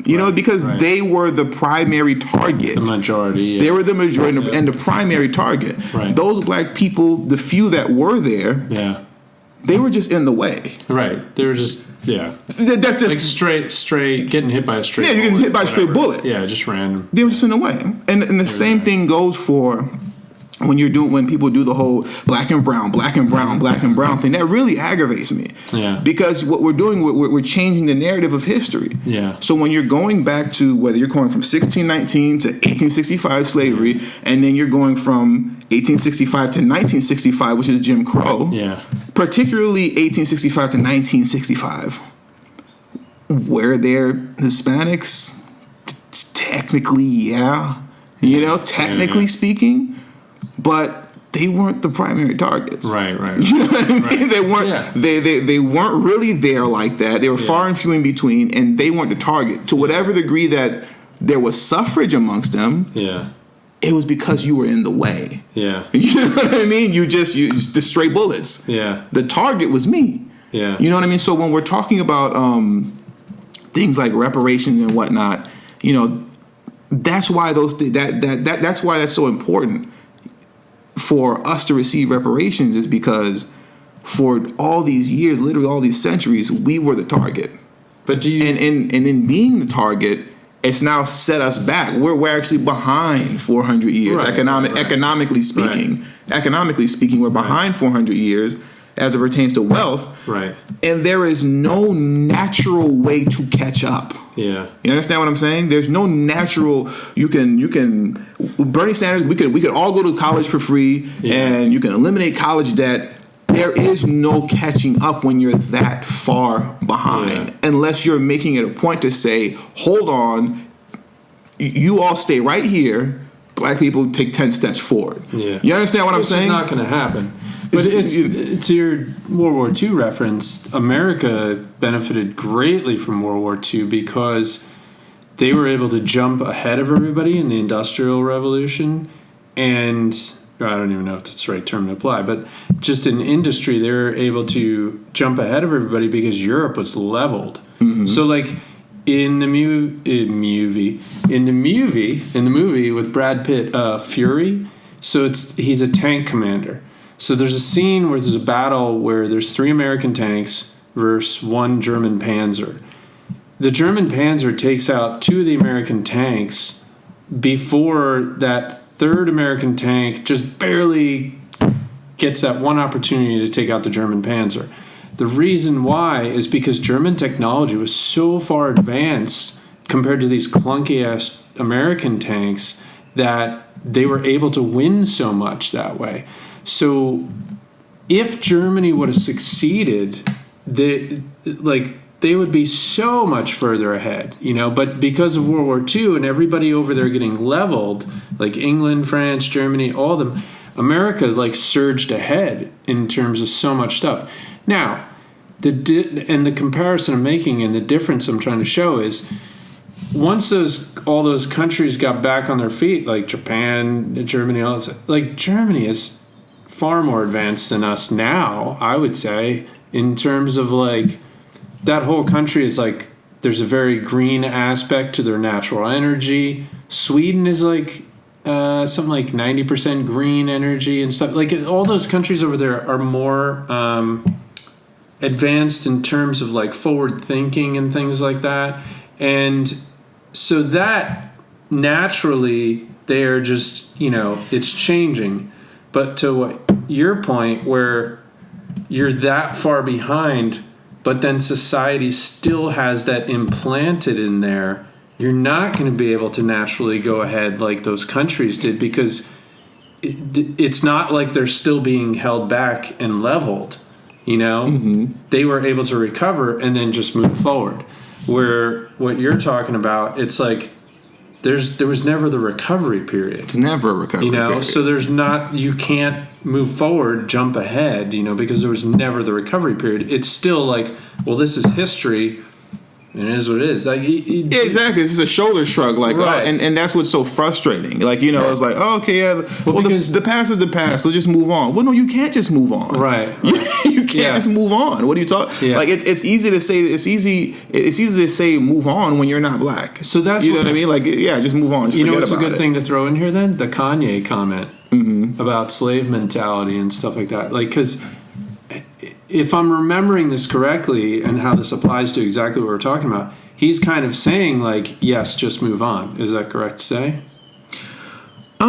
But I forgot what he was talking about. Yeah. I remember I made a video about that also, but I don't really remember what he was talking about. He was saying that to a degree. He was saying something sort of like he was saying something of that nature of just moving on. Because what I remember with the Kanye thing is that what he said was taken out of context, right? When he was slavery was a choice. The media took something out of context? I know, that's crazy, right?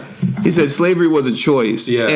And if you rewatch that TMZ interview, right, he realized you saw it in his face. Yeah. He realized what he said, and he attempted to make the correction. He started verbalizing and making it that mentally, it's a choice, it's a mental thing. Yeah. You know what I mean? In terms of how we need to move and navigate now. But Harvey, he stayed on it. He was oh no, wait, slavery was a choice, and then it blew up. But you saw that he realized oh. Damn. Well, see, and I think his mentality of what he's saying there, I think you can apply that to anyone with any sort of trauma or just their upbringing and how they're. If you choose to live in the past, you're going to stay in the past. Yeah, but I'm sorry to cut you off. So I think that's kind of more of what he meant than what. But also, what you saying he was misunderstood. But also, with that being said, from the standpoint of Kanye West, right, where. Yeah. Because a large part of what he was saying was, let's just move on. Right. It's easy to say when you become a millionaire. I was going to say off of something that is a 1 in a million shot. Yeah, like you didn't do that because you went to college and then like you didn't quote work hard in the traditional sense. You worked hard to get where you're at from a musical standpoint. Right. But in the traditional sense of you're struggling to get through college and then the internships and then I got a job here and then I moved up in the company and all that. That's not what you did. It's not traditional what he did. Yeah, it's not traditional. Yeah. You didn't say, "Oh, forget about the past. The past is the past and doesn't matter anymore. Now look at me." Yeah. That's not why and how. You know what I mean? A good example to that is when I was in a band, basically the music industry had dropped out, had changed. Like there's, like everything was changing. The record industry had had the rug pulled out from under. So basically like when I was growing up, the idea was like, I want to be a rock star. You sign a record deal and then you become big and famous because your music's great, whatever. But the idea later was the record industry, and they used to have development deals where they'd like take you and like bring you along and what's the word I'm looking for? Develop you, as an artist and like do recordings and stuff and like help you to develop as an artist to where they were like, no, you come to us with your own branding, marketing. You already kind of have to be on a successful trajectory for them to even take an interest. But my point is that there was articles by like Billy Corgan from Smashing Pumpkins, and he was saying like, well, this is how you have to do it. It's like, no, shut up, dude. Like you've already made it. It's easy for you to say that where you're at, where you are, because you're already there. But also you went through the old path. Like it was a different time. You're not going through the new path. So how are you a voice on this whole thing? And so I understand that. I can relate to that. Yeah, I mean, and it annoyed you as an artist because you're like, shut up, dude. Like you're not here. You're not where I am. Yeah. So and it just all circles back to the whole thing where like where what I'm saying with the necessity for reparations. Right. Or even outside of reparations, if you're going to implement programs and legislation that's specifically for Black Americans to restore and repair the damage from the past. You know what I mean? You can't, unless you're making specific legislation that is just for them, there's no way to naturally catch up. Right. You're not going to free college for everybody. That's not going to do it. And even on a more deeper level, when you're talking about these things, the same comparison or the same explanation that I gave you as it pertains to removing college debt for everybody. I'm not going to repeat it again because I said it 100 times. The same thing applies when you're talking about everybody can go get a degree. Right. So to this day, as we speak, diversity programs in businesses and stuff, they don't work. Yeah. And particularly as it pertains to Black Americans. Right. What you'll find when you look into these studies regarding whether or not these diversity programs and companies work and stuff like that, it's worked to the degree that you see more women are being hired and more women are being promoted. And that's fine. That's cool, whatever. Right. But particularly as it pertains to Black Americans, it's not effective. Well, what's interesting? It's not happening. It's not working. So, with that being said, meaning like whether you want to call it they're just racist or unconscious or unconscious bias. Right. However you want to look at that, right? Yeah. Let's keep what I'm saying right now at the forefront. Yeah. Now, everybody gets a college diploma. Everybody gets a degree. Yeah. Everybody gets schooling. Yeah. So now you're in competition with the poor whites. Yeah. Who now have the education needed to go to these jobs, right? Where they're most likely going to get hired over me. Yeah. You understand what I'm saying? So like it doesn't those discrimination in the workplace and even that from discrimination to the workplace to not being able to get business loans, all that stuff, none of the programs that he's talking about eliminates those issues. Right. I'll just be a Black guy with a degree in my pocket. Right. That's it. But I'm still the discrimination at the workplace and not being able to get a job. Dude, there's so many studies out there that show that if on your job application, your name is like Jamal or Tyrone, like you'll get like 50% less callbacks. Wow. Despite the fact that, like the qualifications, everything is there. But just seeing that alone, like Jamal is like, I'll pass on that. So once again, and I'll speed up to get to my main point, is that with reparations and with any other programs outside of reparations that's specifically targeted at making sure that Black Americans are able to catch up economically, you have to do that in a way to which Black Americans are able to operate autonomously from white Americans. Yeah. You're operating, you understand what I'm saying? Like, I don't have to leave whatever Compton in order to find a job. Yeah. Because if I have to leave Compton and then go to whatever, Westwood, chances are that all those discriminatory factors are going to come into play. Yeah. That doesn't mean it's impossible to find a job. But when you're talking, when we're actually going off the data and what's out there, what's been proven by way of numerous studies and statistics and data, if I have to go out of my way to leave Compton and come all the way over here to Westwood to look for work where it's predominantly white people, chances are I'm going to be SOL. Well, you know what I mean? So I'll give you a large example. Well, I don't want to lose this part. Okay, go ahead. So what I mean by Black people operating autonomously from white people, no, I shouldn't have to do that. Right. Because if we're going back to history now, right? If after slavery, Black Americans were just left alone, right now in 2020, you'd have literally thousands of upper class and middle class Black neighborhoods.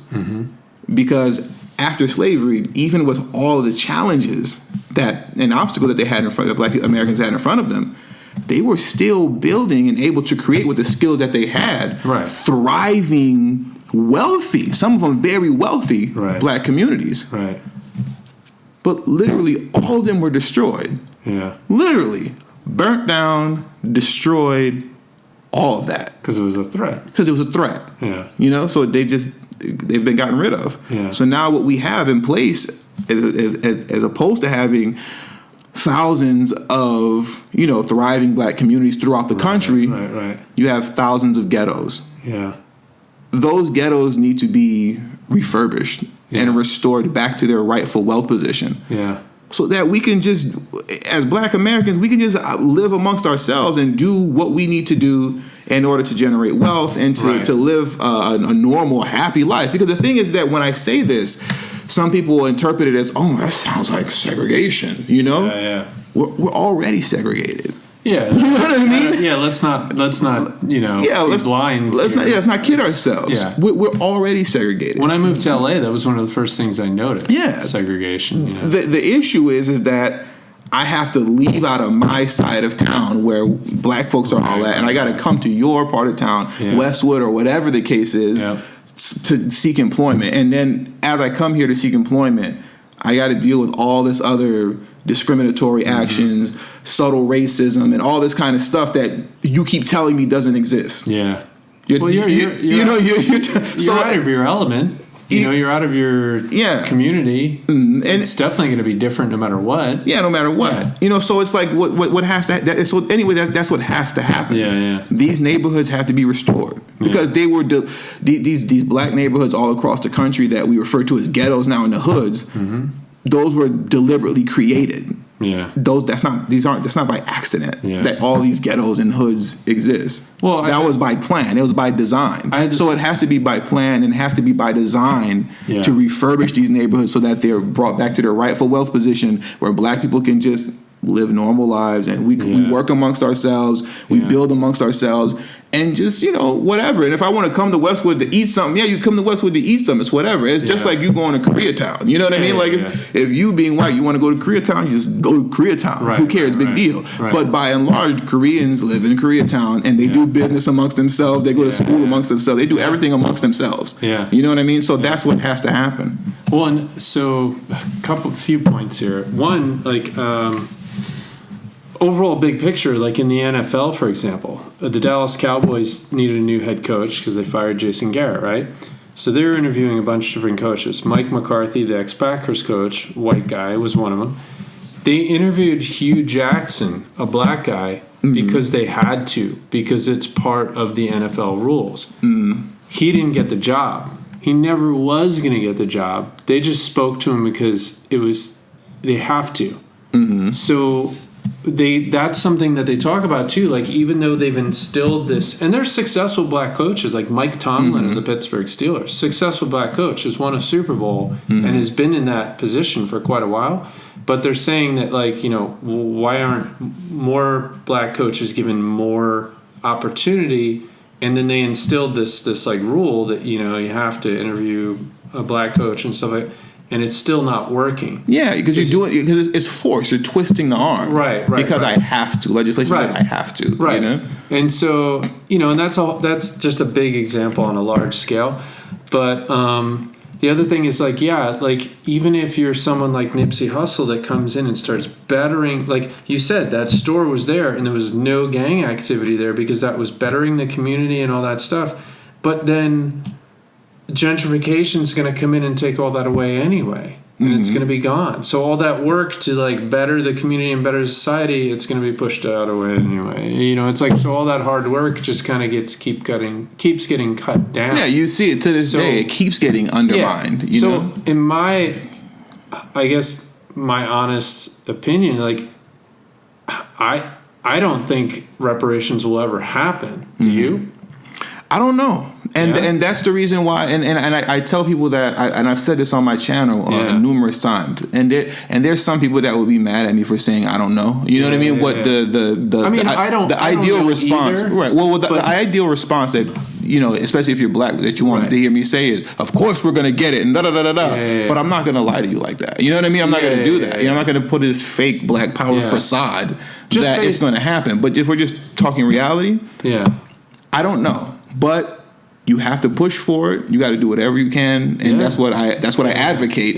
Whatever you can politically to see that it happens. But also in the meantime, that is also why I push so heavily that tech stuff on Brother Please Hear Me Out, because which I think is important, because I think if you just push reparations, then you don't want a bunch of people sitting around going, I'm just going to sit around and wait for my shit to come in. Exactly. You know? So exactly. Which like me saying, like, I don't think it'll ever happen. Like, I just, if it happened, I'd be like, wow, like, that would be huge. And you're right. I don't know either. Like, it could happen one day. But, I mean, I just find it, like, so, from history and the way it is, like, I just... If you're viewing things pretty monumental of it. Yeah, if you're viewing things from a proper historical lens of just how this country operates, the real answer is no. Yeah. That's the real answer. That's why my first instinct. Yeah, well, your first instinct is no. I can't see it happening. Yeah, exactly. That's the real answer. The real answer is that's never happening. Right. Because once again, even till this day, we can talk about, like I said, after slavery, all of these thriving black communities that developed out of nothing. You're coming out of slavery, but because of the skills and everything, you're developing thriving black communiures that were wealthy, like in Tulsa. That's probably the most popular one that everybody talks about. Oklahoma? Yeah, really? Everybody talks about that. You know, and they all got destroyed. Yeah. You know, we would like to believe, that was back then. Yeah. But we're witnessing it in real time on Crenshaw and Slauson with Nipsey Hussle. Yeah. Here's a black man who's trying to, you can say, I don't want to say gentrifying his own neighborhood, but you know what I mean? He's redeveloping his own neighborhood. For his people that live there. Right. You know what I mean? Yeah. And he's saying, I'm not kicking my own people out. Yeah. I'm restoring it for us. Yeah. You know what I mean? I'm going to make it better for us. Yeah. And you see that being undermined by the LA city government. Yeah. You know what I mean? Like they're as we speak right now. If you drive over there, it's completely like it's like a fence around it. Really? You know? Yeah, there's a fence around it. There's no activity happening there right now. Wait, so it was bought out? No, it wasn't bought out. I don't know. Nobody knows what's happening just yet. It wasn't bought out. The city's fighting to take it. from Nipsey's family. That's insane. So right now there's no development happening. There's nothing happening there. Like all the businesses there have shut down. And Nipsey's original plan was to make it like a one-store affordable living. Yeah, affordable housing. It was going to be affordable housing. So it's going to be like 100 units of affordable housing. So up top you have the housing units, and on the bottom you have the shopping center. Yeah, the shopping center. So once again, that is the most greatest ideal way to keep your people here. We're beautifying the neighborhood. We're restoring it. He's doing it himself, and he's doing it the right way to keep the people here.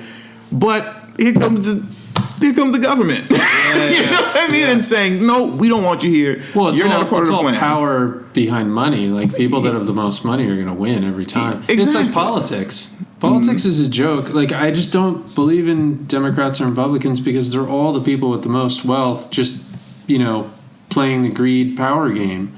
And it's just like, so when people tell me, like, if I vote third party and they go, oh, it's a wasted vote, I'm like, no, it's a vote for hope for the future. It's a vote for rebellion because nothing's going to change. Like honestly, Trump has done a lot of stupid stuff in my opinion, and he's like, just things he's changed, even with like preserving like nature and wildlife and just whatever. But really, in your everyday life, how like there are people that are affected by some of the changes he's made, but a large majority, they're really not living that much different, And I think it's because of the narratives everybody's felt or been fed that they come up with all these crazy cockamamie ideas and stuff like that. And I'm not, by any means, I'm not condoning Donald Trump. But at the same time, I'm like, if Hillary was in there, you really think she was that much different of a person than Trump with all their ties to big Wall Street money and all that? I'll even one-up you on that, And because here's the thing, you can't even have this kind of conversation that we're talking about right now without automatically, you must be behind Trump. Yeah, exactly. No, I don't support Trump at all whatsoever. Yeah. But like, as it pertains to illegal immigrants, right? Yeah. And these, I guess, the concentration camps, they call them, where the kids are being separated from their parents, and oh my God, this is tragic, and whatever. That was going on under Barack Obama. Oh, 100%. He deported more people than any other president before him. Exactly. That goes back to your point about the liberal media not calling it out. Yeah. Because it's their guy. It's their guy. So it's been happening. So like you said, politics overall, it's not an endorsement of Trump. And for me especially, it's not an endorsement of Joe Biden. Joe Biden's a piece of garbage. It's not an endorsement of Joe Biden and Bernie Sanders, because I don't like either one of them. But it just goes to show at large is this that the politics in and of itself is just a joke. It is. You have a few people at the top. It's WWE. You think these guys, you think, Joe Biden and Bernie Sanders, like they're going at it, and then they're gonna fight to see who's gonna win the championship belt against Donald Trump, and but they're all friends behind the scenes. Like, you know what I mean? Like it's bullshit. Like it's bullshit. Somebody got mad. Like the whole cancel culture thing. They got mad because Ellen DeGeneres was at with Donald Trump laughing or high five. Was she at a sports? She was with Bush. Bush. That's they started attacking her. And then recently Vince Vaughn was with Trump. Yeah, and he just all he said was kind of what's up. Like, if I saw Donald Trump, I can't stand the guy, but if I saw him, I mean, that's the president. Like, maybe you have an opportunity to go hey, nice to meet you, Mr. President. I don't agree with your policies whatsoever. Like, you could just say one sentence that, who knows what Vince Vaughn said to him, It's just, I mean, it looked like a friendly exchange, but the fact that people jump all over that, if I was LeBron, I wouldn't refuse to go to the White House. I would use it as an opportunity to get in front of Donald Trump and say something. But, also with that, though, it gets deep, man, because when you see stuff like that, people like you and me, right? Yeah. We can never wrap our minds around what that would actually mean for LeBron. We have the, and I'm not defending him not doing that. I'm just saying, when you think about why these, because I always think about these, being black, right? You always think to yourself, you got all these Diddy's and Jay-Z, and they're all supposed to be billionaires and all that. Yeah. Why why is it so damn hard for you guys to just get together, pull all that money, you know what I mean, and like actually build something that's like for us, you know what I mean, or that would help us, right? Because you guys in your rhetoric, like in certain little interviews and songs, every now and then, and they've been doing it, Diddy and Jay-Z, they've been doing it more so now, not so much in the past when they were like the key musical guys. They talk, because Diddy, I think he just did something at the Grammys where he was talking about racism or something like that. You know what I mean? Right. But it's like, you guys got all this money. You're supposedly billionaires. Yeah. Why can't you guys get together since you're talking all this black stuff all of a sudden and actually do something significant for the black community? They never do it. Yeah. And it just makes you really wonder, like going to what you're saying about LeBron. Right. I think there's ramifications that we can't even begin to be able to wrap our minds around. Well, like the China thing is a good example. When he just totally like went, oh, no. Like he's so outspoken. When it came to that, though, he did a moonwalk. He was like, no. Yeah, he's like, I will lose way too much money. And there's a lot of sides to that, but that's the obvious slander you could throw at him for that is be like, oh, all of a sudden you're not outspoken, like, because you're protecting your purse, like. Yeah, but there was a guy, I need to look it back up. I think he was on the Bulls. Yeah. I think it was when the Bulls won the championship, like, it wasn't the last three, it was like the first three. Yeah. Like, it's anywhere between 91 and 93. Right. And he was like one of the best 3-point shooters in the NBA. I wish I remember what his name was. I gotta look it up. Ron Harper? No, not Ron Harper. JoJo English. No, it was JoJo English. But the point is that though, and it goes to show how we don't even know, know who I'm talking about. It wasn't Steve Kerr. No, he was black. It wasn't Steve Kerr. Yeah, okay. Yeah, it was in that somewhere between 91 and 93. But they went to the White House. Yeah. And that guy, he actually said something of that nature to the president. Yeah. Like what you're saying LeBron should say to Trump. Yeah. He said something of that nature to the president. Yeah. And like that, he was gone. Couldn't get out of the league. Wow. And he was one of the best 3-point shooters in the NBA. I really wish I could remember his name. I got to Google it, and when I find it, I'm going to send it to you. It wasn't Del Curry. No, it wasn't Del Curry. It wasn't Del Curry. On the Bulls then. It wasn't Del Curry. But my point is that he said what you say LeBron should do, and that sounds great on the surface. But LeBron's not going to go away. LeBron's not going to disappear from the NBA, but we've seen how the media can flip things around, and now you're the greatest villain of all time. Yeah. You know what I mean? You're the biggest villain ever, and they can do it overnight, quickly. Yeah. You know what I mean? I'll never forget how when it was years ago, Tom Cruise, right? Yeah. When he was on Oprah? Yeah. He had that stint where it was before the Oprah interview. He was on like Good Morning America. Remember when he went on that rant about how psychology is pseudo and all that kind of stuff with Matt Lauer? Yeah. And he was really going in? Yeah. I will never, ever, ever, ever, when you want to talk about the way in which the media can turn you into the greatest villain on the planet. Oh, yeah. Prior to that interview, Tom Cruise was like all-American boy. Yeah. After he went off script, and sitting here going against the psychology institution or whatever, and he's like going on this tangent and on his rant about psychology is fake and blah, blah, blah, blah, blah, and he's doing all this stuff. Now all of a sudden the media flipped. Yeah. And he became the villain. You remember, it was Tom Cruise was crazy. Tom Cruise is insane. And for at least a good 5 years, if not a little bit more, there was no good press on him. He was just crazy. He's just insane. Yeah. And that's when we started seeing a Scientology thing pop up. The guy was always a Scientologist, but it didn't matter until we didn't like you anymore. Yeah. You know what's crazy about that too? You could apply this to Trump. Think about it. There was audio tapes of him saying really derogatory comments about women. He's like, oh, yeah, you just go up and grab him in the pussy. And he still got elected, and women still back him. And you're like, whoa, this is scary because this is a terrible narrative. It's not anything made up. He actually said it. Mm-hmm. And people are just like, whatever. That's scary that people are just like, whatever. Because is it that society, everything just sucks so bad and the choices are so terrible that we're just like, what can you do? If we gotten to that point where we're just so beaten down about it that, that's going to be the norm now, or this country, everybody in China died of the coronavirus, 2 billion people dead. Okay, whatever. Like as long as we're safe. Like as long as you have your TV and you're safe in your little house and whatever. Like people just don't give a crap about stuff. Which everything we've been talking about today, that's part of the ignorance. Like people just like as long as they have their TV program and their Big Gulp or whatever the case may be, they don't give a shit about what you're talking about. It doesn't affect them. And that's part of. Like when September 11th happened, I was sad, I was mad, but I also went and educated myself as to like, well, why did this happen? What is the history here? I've obsessed about it over the years. Where like, the stories about Afghanistan or this and the history and Osama bin Laden, like all that stuff. Like I learned so much, and just even about like Islam and Muslim culture.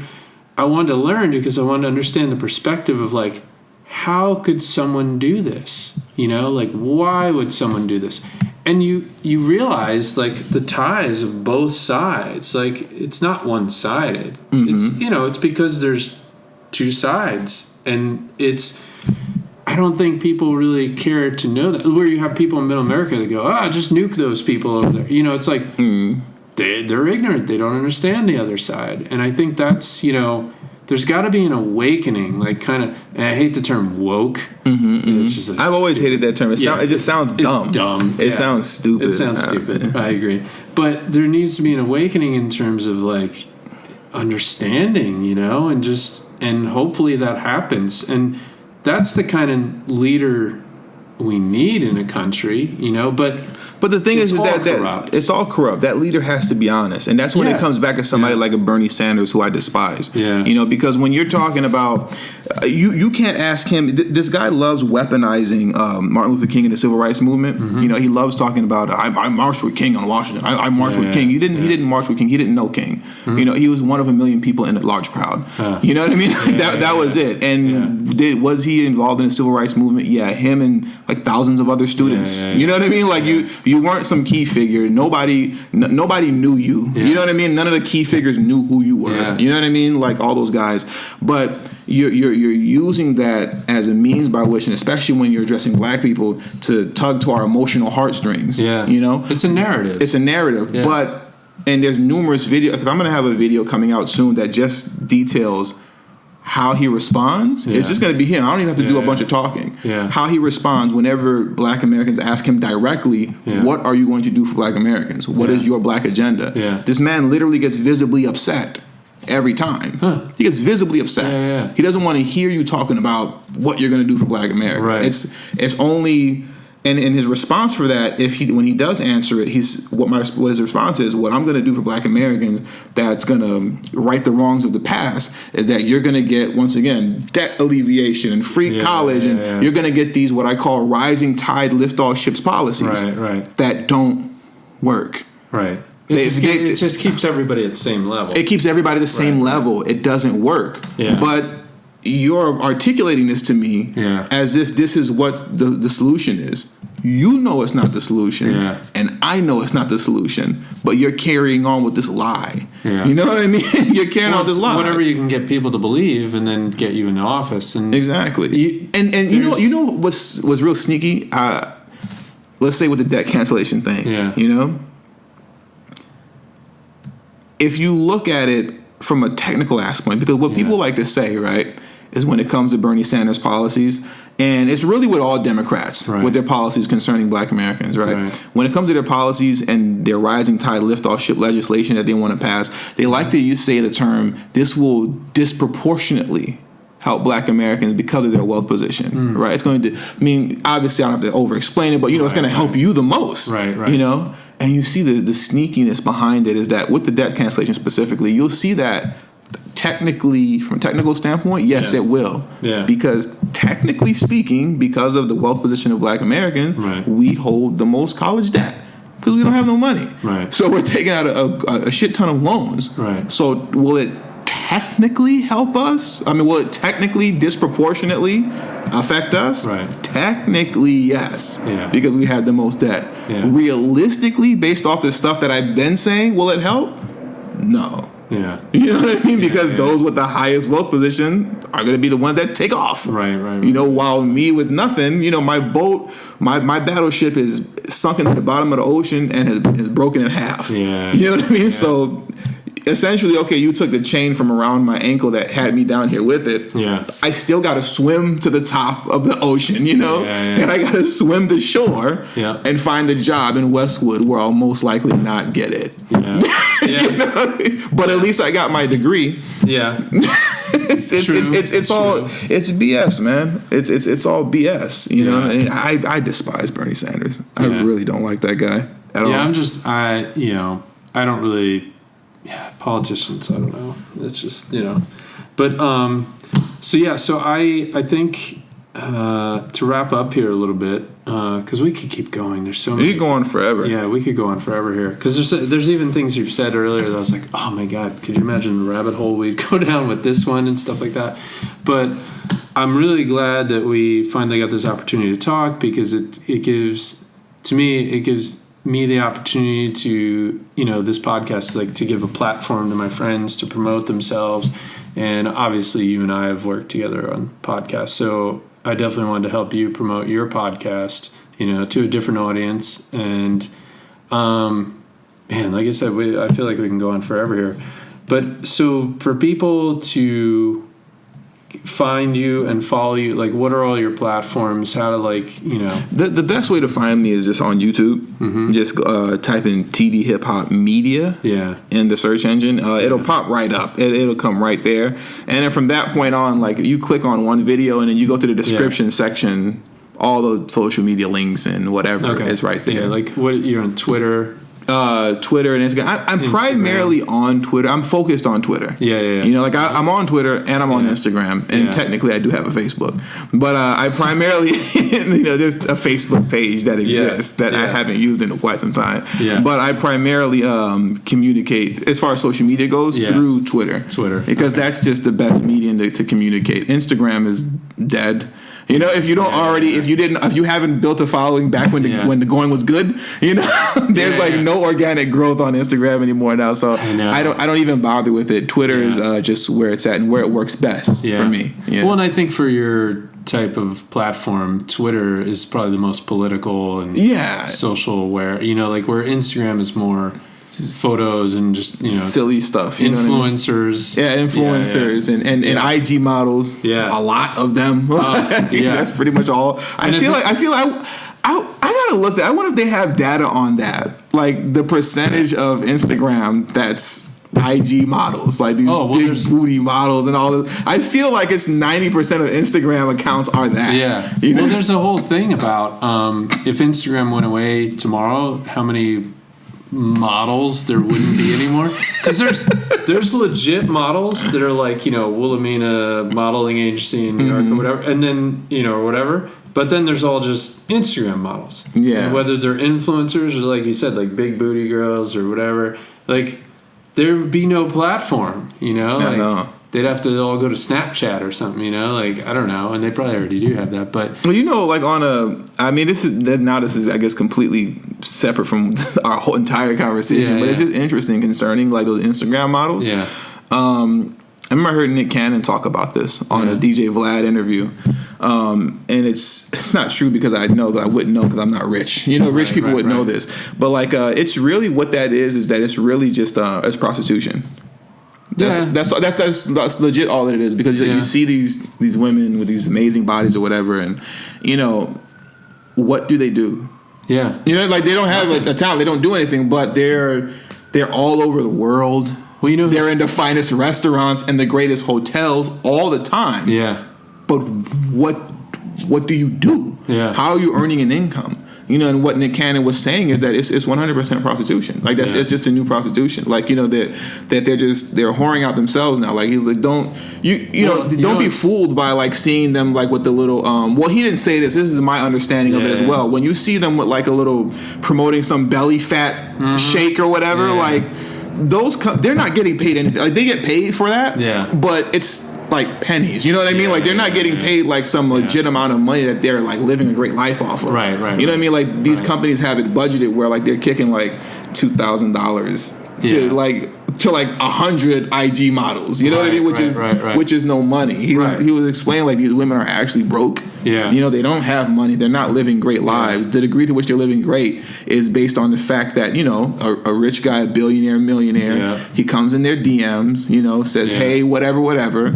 She goes and checks out like, okay, this guy's legit. So we'll do the transaction now. You know, he flies her out to whatever. Yeah. Flies her out to Manhattan or Dubai or whatever. It's a narrative that it's a false narrative they can create on that. Yeah. Well, you know what's my biggest pet peeve? It's funny because when I've posted photos of just my art, especially now, because now it's like the hashtags don't even work. Instagram is dead, man. Yeah, and so like I used to post photos of my like a painting, and I would get over 100 likes, right?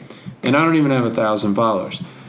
If I posted a photo of me in the photo with the painting, I would get like 100, and I've gotten like 175 likes or something, you know, like a lot. Mm-hmm. The thing is, like, and I'm just in the photo, like normal, whatever. Then you find these women artists that will post a photo of them with their painting, and they're in a bikini showing their butt, and you're like, damn it, you know, like unfair advantage, you know, like, and it's just like, and then they have like 25,000 followers or 30,000, and you son of a bitch, and you're like, did they buy all these followers? And then like, you know, but then they have like tons of likes, and you're like, you don't know what to believe anymore. But It's just like, I've seen that so much. But they're in a bikini, and you know, good for them. They're using their sexuality, you know, their sexiness to their advantage. Painting in a thong. Like. Yeah, but it's just like, oh, damn it. You know, it's like a game, and it's like, I don't want to play this game anymore. It's not fair. But it's funny because my friend and I talk about that all the time, and, you know, we'll send funny posts back and forth, and it's just like, she goes, oh yeah, they're butthole models. Butthole models. And I call them Belfie models because they're just always showing their butt to get more attention. It's like crazy. Like when you go to the gym, you're telling me you only work out your glutes? Yeah. Like that's it. You only that's it. Every time you go to their page, they're just working out the glutes. They're just doing squats, you know, doing butt exercises. It's funny. But all right, well, we'll wrap this up here. And I feel like there's stuff that I didn't even get to cover here, but I don't want to jam it all into one. We can definitely do a part 2. Yeah, I think there's definitely going to be a part 2. We'll have to do a part 2 soon. Mm-hmm. But yeah, again, TD Hip Hop is where you find all your stuff. TD Hip Hop Media. TD Hip Hop Media. Okay. And that's also the Twitter @name as well, @TD Hip Hop Media. TD Hip Hop Media. So yeah, thank you very much, Tony, for being here, being the first male guest on the What's This About podcast. You're welcome. All right, guys, it's not scary, you know, just go ahead and come along and do it. You know, I know you're coming up with your fake excuses. Yeah. And if you want to hear more, you know where to find them, TD Hip Hop Media. So this is episode 4 of What's This About podcast. Thank you for listening. We're out. Peace. Oh, the thing stopped like 30 minutes ago. Yeah, right?